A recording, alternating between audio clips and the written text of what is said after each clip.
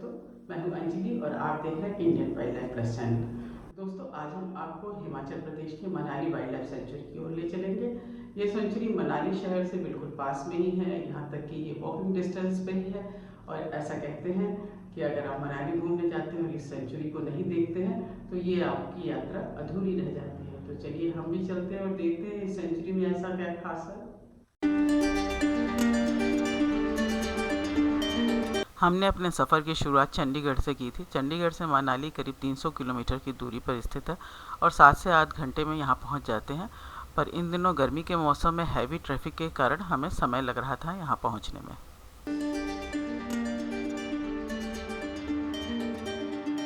मनाली हिमाचल प्रदेश का एक लोकप्रिय हिल स्टेशन है जो कुल्लू ज़िले में स्थित है और व्यास नदी के किनारे कुल्लू घाटी के उत्तरी छोर पर बसा हुआ है।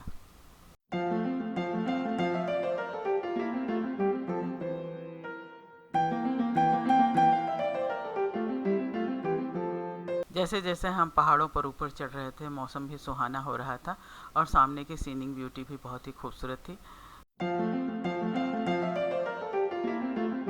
अब सड़क के किनारे कुछ पहाड़ी फल बेचने वाली औरतें भी दिखने लगी थीं।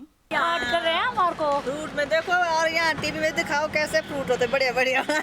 हाँ, बताओ। ये फ्रूट एप्रिकॉट है, इसका नाम खुरमानी। ये खाने में बहुत स्वाद होता है और ये जो है सफेदा खुरमानी से मशहूर है। हाँ, खाने को टेस्टी होते हैं, आप खुद टेस्ट करके देखिए।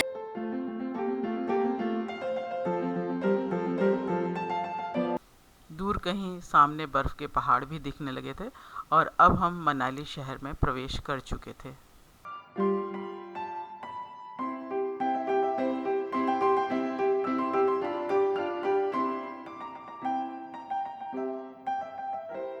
सड़क के किनारे बैठे हुए थड़ी वाले अब जोर जोर से अपने सामान को बेचने के लिए ग्राहकों को बुलाने लगे थे।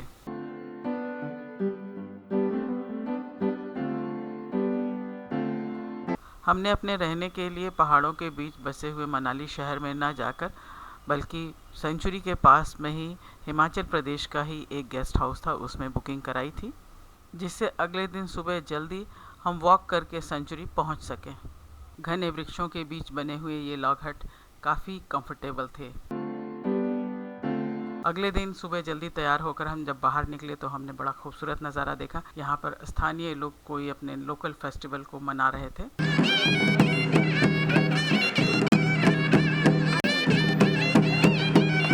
यहाँ हिडम्बा देवी मंदिर के बैक साइड में पगडंडियों से होकर ही हमें सेंचुरी की ओर जाना था। हमने भी इस पथरीले टेढ़े मेढ़े रास्ते पर चलना शुरू करा और करीब 2 घंटे की ट्रैकिंग के बाद हम सेंचुरी के गेट पे पहुँच गए।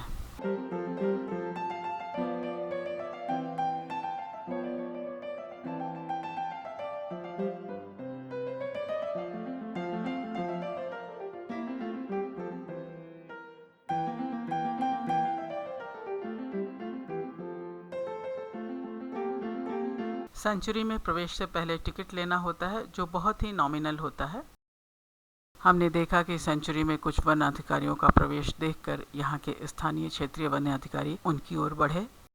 यह सेंचुरी मुख्यतः मस्क डियर और हिमालयन फ्लोरा और फाउना को संरक्षित करने के लिए बनाई गई थी। समुद्र तल से 2030 मीटर से 5173 मीटर की ऊंचाई के बीच स्थित इस जंगल में तमाम तरह के हिमालयन फ्लोरा और फाउना पाए जाते हैं। इस क्षेत्र में फैले अल्पाइन घास के मैदान और बर्फ से ढकी पहाड़ियाँ सभी कुछ स्थित है। बल्कि यूँ कहें कि ये टेम्परेट फॉरेस्ट का अद्भुत मिसाल है तो अतिशयोक्ति नहीं होगी।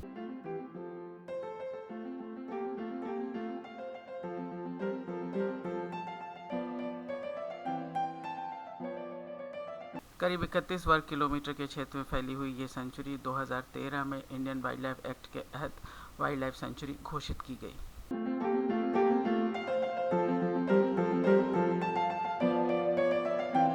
मनाली शहर से इतना पास और इतना खूबसूरत जंगल होने के कारण यहाँ पर इको टूरिज्म की विपुल संभावनाएं हैं। इस क्षेत्र में पाए जाने वाले भांति भांति के जीव जंतु और वनस्पतियों के अलावा पर्यटक यहाँ से पहाड़ों की बर्फ की चोटियों के दृश्य देख सकते हैं। हमने देखा कि इस समय कुछ वन अधिकारी और शोधकर्ता जंगल का मुआयना कर रहे हैं। ज्यादा यहाँ फॉरेस्ट देवदार का है। प्योर, ये सारा प्योर वेज है देवदार का, तो ये चारों नहीं, जगह आपकी सेंचुरी में है। सेंचुरी में तो हाइट के साथ साथ ही जैसे हाइट गेन करेंगे तो चेंज आ जाएगा। देवदार का है सर, फिर फर स्प्रूस आएगा, बीच में सर हमारा ओक वगैरह नहीं यहाँ पे। ओक भी जी, वो और हाइट जाएगी जी। इससे ये आ गया सर, स्प्रूस का ही आ गया जी, ये आ गया इसमें भी स्प्रूस से भी आ गया। अब इसके मीजर्स देखे थे, अलग मीजर्स इसके अलग है ना, देवदार टाइप के बिल्कुल सिंपल है। अब फर में क्या होगा, फर में छोटे छोटे हो जाएंगे। हर वो टेक्सचर में कई बार लोगों को कंफ्यूजन रहता है। दिस इज सिट्रस देवदारा, इसमें रोजेट्स हैं। ये आगे हमारा फर, इस पर रोजेट्स नहीं है सीधे। देवदारा कितने हाइट पे हो जाता है? ऑलमोस्ट 2000 पे शुरू रहता है। सेंचुरी के आसपास स्थित गांव वाले यहाँ सेंचुरी में गिरी हुई जो लकड़ियाँ होती हैं उसे जलाने के लिए ले जाते हैं।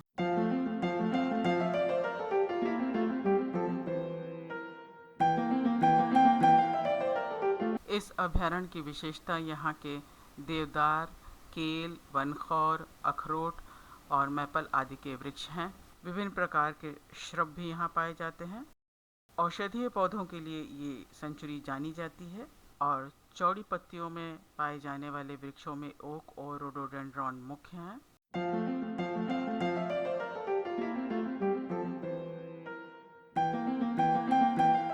यहाँ जंगल में हमें कुछ वृक्षों के फल गिरे हुए भी दिखे। इस जंगल की ब्यूटी तब और बढ़ जाती है जब तमाम तरह के फल और फूल से ये वृक्ष लद जाते हैं।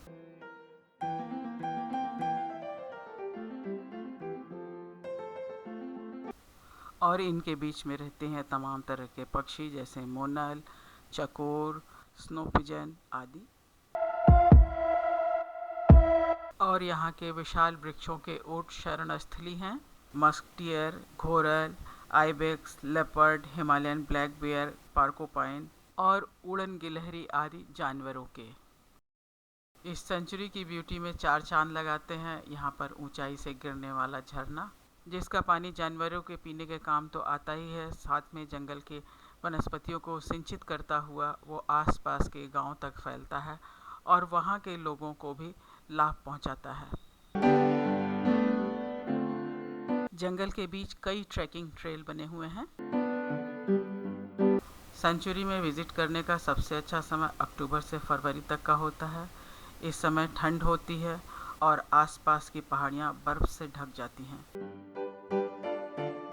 और सबसे बड़ी बात तो यह है कि इस समय वन्य जीवों को दिखने की संभावनाएं भी बढ़ जाती हैं। जो ट्रैकिंग के शौकीन हैं उनके लिए समर सीज़न सबसे अच्छा होता है। वो ट्रैकिंग के साथ साथ जंगल के अंदर कैंपिंग भी कर सकते हैं। दोस्तों, आपको आज का हमारा ये वीडियो कैसा लगा? अगर पसंद आया हो तो प्लीज़ लाइक कीजिए, शेयर कीजिए और सब्सक्राइब करना मत भूलिएगा। बेल आइकन को भी दबा दीजिए जिससे जो भी नया वीडियो आए उसका नोटिफिकेशन आपके पास में पहुंच जाए। अपने कमेंट से भी हमें अवगत कराते रहिए जिससे हमें पता चले कि हमें क्या इम्प्रूव करना है। आपका मोटिवेशन हमारा हौसला बढ़ाता है। तो जल्दी हम कहीं और लेके चलेंगे आपको। तब तक के लिए नमस्कार।